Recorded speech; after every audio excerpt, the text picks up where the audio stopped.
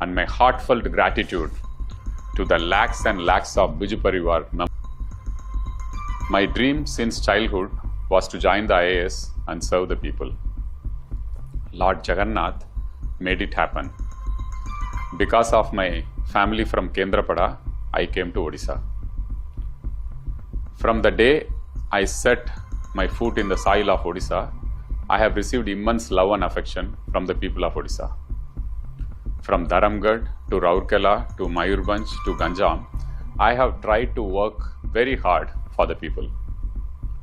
12 years ago, and my heartfelt gratitude to the lakhs and lakhs of Biju Parivar members. My dream since childhood was to join the IAS and serve the people. Lord Jagannath made it happen. Because of my family from Kendrapada, I came to Odisha. From the day I set my foot in the soil of Odisha, I have received immense love and affection from the people of Odisha. From Dharamgarh to Rourkela to Mayurbhanj to Ganjam, I have tried to work very hard for the people. 12 years ago, I joined the Chief Minister's office. It was an honor to be working for Shri Naveen Patnaik. The experience, the learning I had from him is for lifetimes. His grace, leadership, ethics, and above all his love for the people of Odisha always inspired me. His expectation from me was to implement his vision for Odisha, and we successfully crossed many milestones in health, education, poverty reduction, sports, investment, women's empowerment, infrastructure, and also in temple and heritage projects. Working for the youth, school and college children gave me great satisfaction.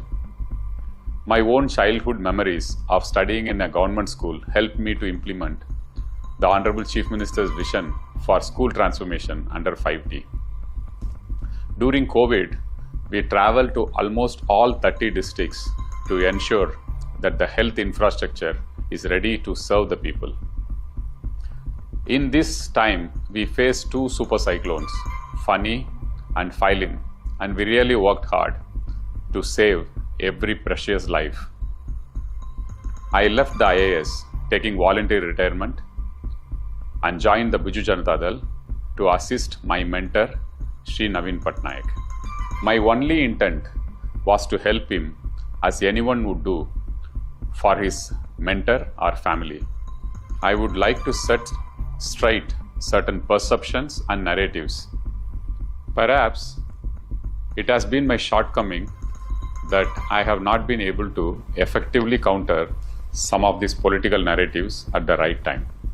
I reiterate that I came to politics to help my mentor Shri Naveen Patnaik ahead of the grueling elections, and I had no desire whatsoever for a specific political post or power.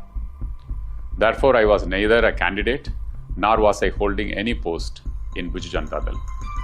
For the last 12 years, I have tried to work from early in the morning till midnight, keeping Odisha and Naveen Babu as my focus. Till today, the only property I have is what I inherited from my grandparents. I or my immediate family have no other property anywhere in the world. My property statement when I joined the Indian Administrative Service remains the same even today, after 24 years. The biggest earning in my lifetime has been the love and affection and the goodwill of people of Odisha. My intent of joining politics was only to assist Naveen Babu, and now consciously I decide to withdraw myself from active politics. I am sorry if I have hurt anyone in this journey. I am sorry if this campaign narrative against me has had a part to play with Biju Janata Dal's loss.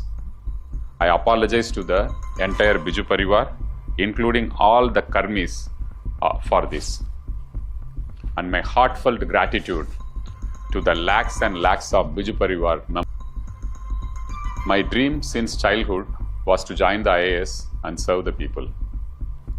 Lord Jagannath made it happen. Because of my family from Kendrapada, I came to Odisha. कि पिता के किए कामों को याद दिलाकर अपने लिए जमीन तैयार की। इमोशनल लग रहा है कि 30 दिन का कैसा टाइम चला गया। समय तो ऐसे ही कट गया।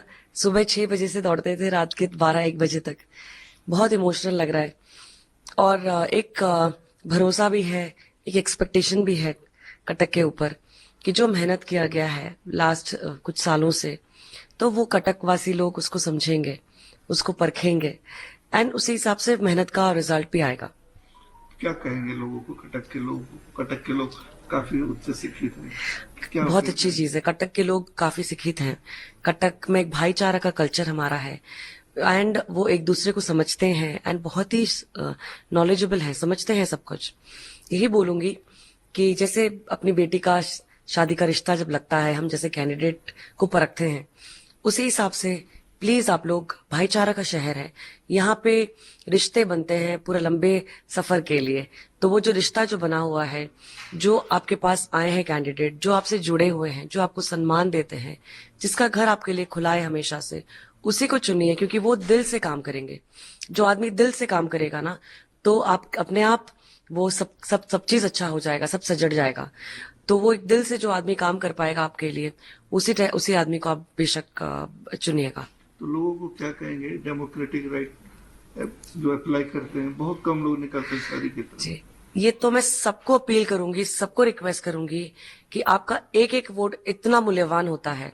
सिर्फ एक दिन की बात है, सिर्फ 25 तारीख के दिन की बात है, सिर्फ 3-4 घंटे मैक्सिमम लगेगा, उससे ज्यादा नहीं। चाहे जितना गर्मी हो जाए, बारिश हो जाए, बट आप वो एक दिन अगर आ जाते हो ना, तो कैंडिडेट अगर वोटिंग मार्जिन बढ़ जाता है तो इलेक्शन बहुत फेयर हो जाता है। तो आप जिस कैंडिडेट को सिलेक्ट करोगे, फिर वो आपके लिए 5 साल काम करेगा। 5 साल हम दौड़ेंगे आपके लिए। तो हम बस आपसे एक ही दिन मांग रहे हैं। हम सारे यूथ को, सारे सीनियर सिटीजन को, सारे मुरब्बी को, सारे महिलाओं को, सबको रिक्वेस्ट करेंगे कि आप लोग प्लीज सबको लेके आइए, आपके घर वालों में सबको लेके आइए एंड अपना वोट जरूर कास्ट कीजिएगा। आप पॉलिटिक्स में नहीं है, तो कैसा आपको जब पहली बार जाते हैं लोगों के पास? मुझे लगता है कि वही मेरी खासियत है कि ना मैं पॉलिटिक्स का कोई ट्रेनिंग ली हूँ, ना मैं सोची थी आने के लिए। तो मैं यहाँ पे जो कर रही हूँ ना, वो बहुत दिल से कर रही हूँ। मुझे इतना खुशी लग रहा है, मैं इतना एंजॉय कर रही हूँ इस चीज को। सुबह से रात कब कट जाता है लोगों के साथ रहने में कि पता ही नहीं चलता है। जो इंसान दिल से काम करेगा, वो काम का मजा ही कुछ अलग है। तो कटक जैसे बारवाटी एक प्रेस्टिजियस सीट है, पूरे उड़ीसा का नजर इसके ऊपर है जी, और वहां से आप लड़ रही हैं, उद्योग को छोड़ के पॉलिटिक्स में घुस रही हैं, कैसा है? बहुत अच्छा है। और बिकॉज मेरे पिता ऑलरेडी एमएलए हो चुके हैं, ऑलरेडी अभी फिलहाल एमएलए हैं। इसके पहले से 2010 से, जब से उन्होंने कांग्रेस का नेतृत्व लिया, तब से कटक के लिए वो काम करते आ रहे हैं। तो एक 14 साल का जर्नी कवर किए हैं वो। पहले हारे थे, फिर जीते। जब कटकवासी को लगा कि नहीं, ये आदमी कुछ करना चाहता है, हमारे पास बिना कोई पोस्ट के काम करते आ रहा है, तो हम इसको चांस देंगे।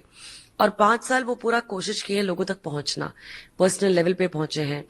शानदार एकेडमिक और कॉर्पोरेट करियर छोड़कर सोफिया फिरदौस ने राजनीति में 32 साल की सोफिया पर टीम राहुल ने भरोसा जताया और उनके पिता इंस्टीट्यूट ऑफ इंडस्ट्रियल टेक्नोलॉजी से सिविल इंजीनियरिंग में बीटेक किया है। 2022 में Indian institute of management Bangalore से एग्जीक्यूटिव जर्नल मैनेजमेंट प्रोग्राम का डिप्लोमा भी हासिल किया है।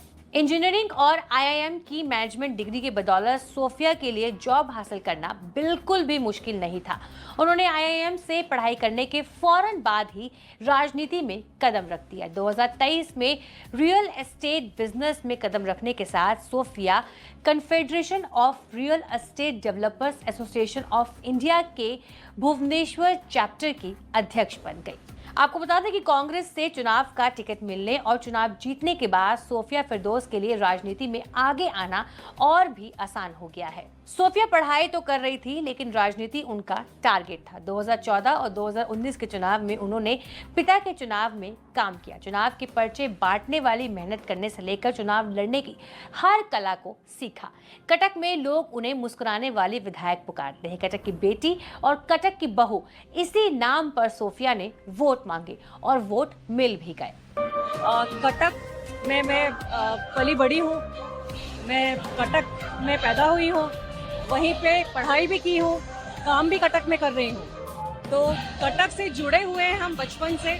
मेरे पिता फिलहाल जो विधायक हैं मोहम्मद वकील, वो कटक के लिए पिछले 5 साल में बहुत काम किए हैं।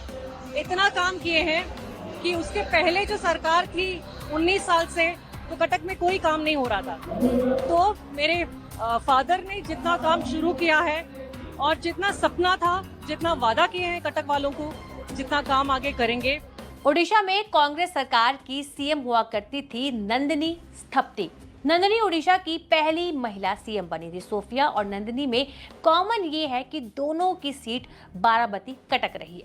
नंदिनी 1972 में बाराबती कटक विधानसभा सीट से चुनाव जीतकर विधानसभा पहुंची थी। सोफिया कहती हैं कि राजनीति में उनके लिए आदर्श नंदिनी ही है। ओडिशा में सोफिया और कांग्रेस एक दूसरे के लिए अवसर है। 24 साल बाद नवीन पटनायक और बीजेडी की विदाई हुई है। बीजेपी ने पहले ही कांग्रेस की जगह ले ली थी, अब बीजेडी की जगह लेकर सरकार बनाने जा रहे हैं। ओडिशा में कांग्रेस के लगातार पतन का एक कारण ये भी रहा है कि ऐसा कोई नेता नहीं है जिसमें लोगों को जोड़ने का मैग्नेटिक फोर्स हो। सोफिया जीतकर आई हैं, इसलिए उनके कांग्रेस में आगे बढ़ने का रास्ता अब काफी आसान है। हालांकि वैसे में देखना बनता है कि सोफिया राजनीति के अपने करियर में कितना आगे जाती है। बाकी आपकी इस वीडियो पर क्या राय है, हमें कमेंट बॉक्स में जरूर बताइएगा। शुक्रिया। जिसका घर आपके लिए खुला है हमेशा से, उसी को चुनिए, क्योंकि ये पिता के किए कामों को याद दिलाकर अपने लिए जमीन तैयार की। इमोशनल लग रहा है कि 30 दिन का कैसा टाइम चला गया। समय तो ऐसे ही कट गया। सुबह 6 बजे से दौड़ते थे, रात के 12-1 बजे तक। बहुत इमोशनल लग रहा है और एक भरोसा भी है, एक एक्सपेक्टेशन भी है कटक के ऊपर कि जो मेहनत किया गया है लास्ट कुछ सालों से, तो वो कटक वासी लोग उसको समझेंगे, उसको परखेंगे एंड उसी हिसाब से मेहनत का रिजल्ट भी आएगा। क्या कहेंगे लोगों को, कटक के लोग?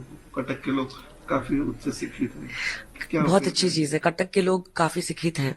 कटक में एक भाईचारा का कल्चर हमारा है एंड वो एक दूसरे को समझते हैं एंड बहुत ही नॉलेजेबल है, समझते हैं सब कुछ।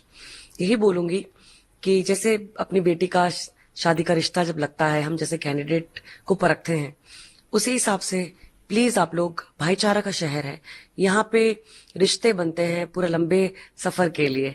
तो वो जो रिश्ता जो बना हुआ है, जो आपके पास आए हैं कैंडिडेट, जो आपसे जुड़े हुए हैं, जो आपको सम्मान देते हैं, जिसका घर आपके लिए खुला है हमेशा से, उसी को चुनिए, क्योंकि वो दिल से काम करेंगे।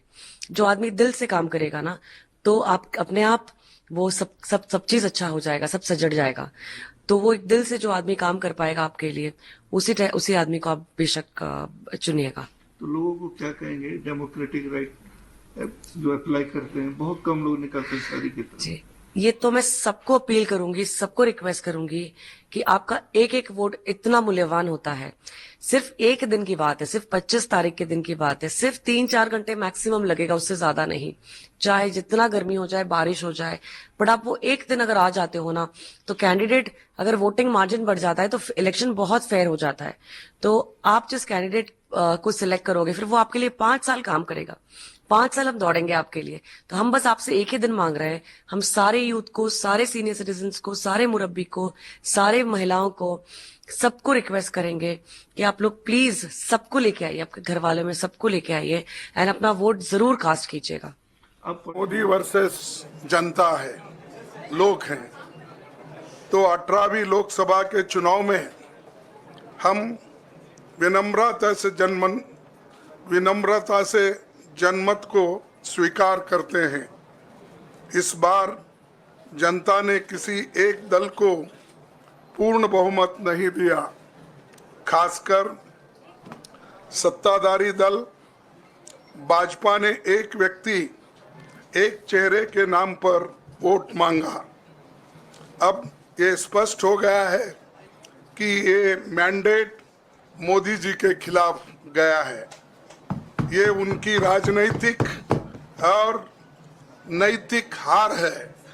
जो व्यक्ति बार बार अपने नाम से ही हर जगह वोट मांगते थे, उनकी ये बहुत बड़ी हार है और नैतिक दृष्टि से ये तो उनको बहुत बड़ा नुकसान हुआ है।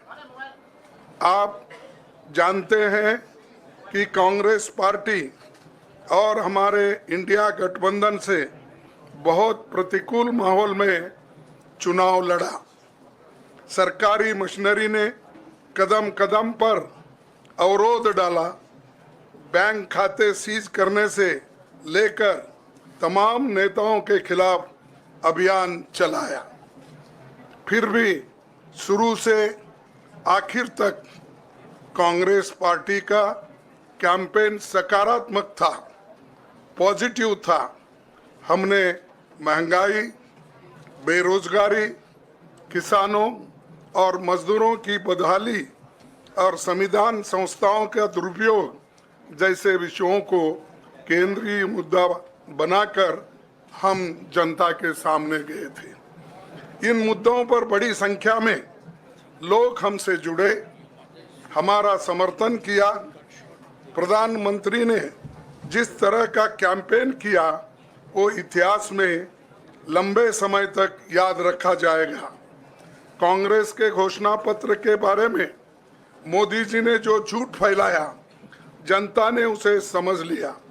मैं इस मौके पर कहना चाहूँगा कि श्री राहुल गांधी जी की दोनों यात्राएं, भारत जोड़ो यात्रा और भारत जोड़ो न्याय यात्रा के दौरान लाखों करोड़ों लोगों को मिलना, लोगों की समस्याओं को सुनना और आगे चलकर उन समस्याओं का हल ढूंढना हमारे कैंपेन का आधार बना। हमने इसी को 5 न्याय और 25 गारंटी का नाम दिया और इसी के आधार पर हमने गारंटी कार्ड बनाया। हमारे